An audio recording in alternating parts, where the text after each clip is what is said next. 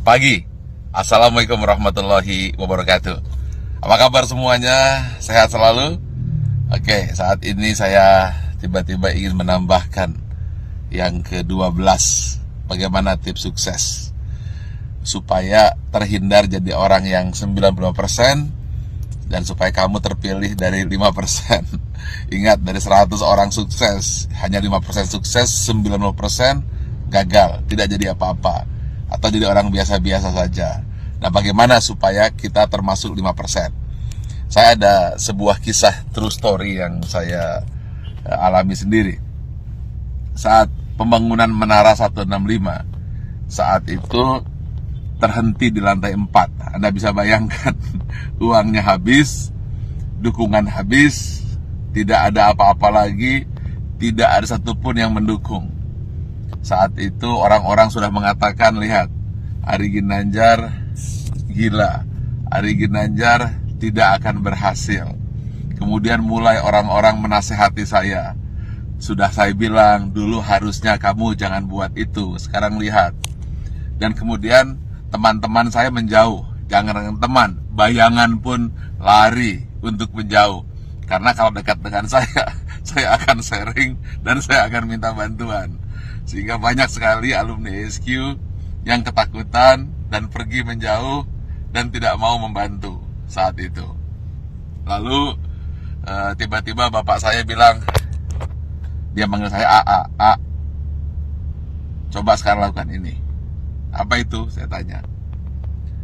Doakan saja semua orang yang ada di sekitarmu yang kamu lihat.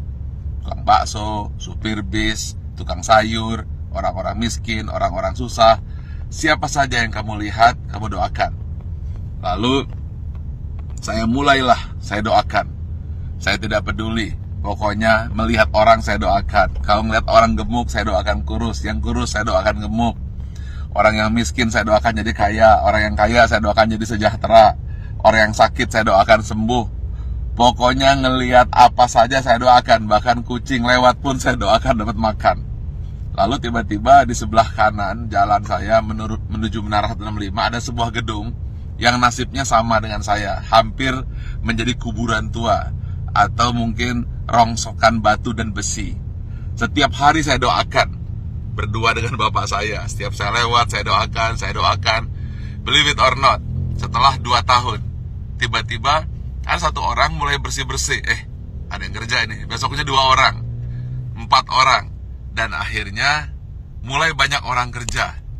Gedung yang milik orang yang saya tidak tahu siapa yang punya gedung itu, kemudian tiba-tiba selesai. Saat yang bersamaan, believe it or not, Menara 165 selesai. 25 lantai dan masjid di puncaknya yang katanya menjadi masjid tertinggi nomor 2 di dunia.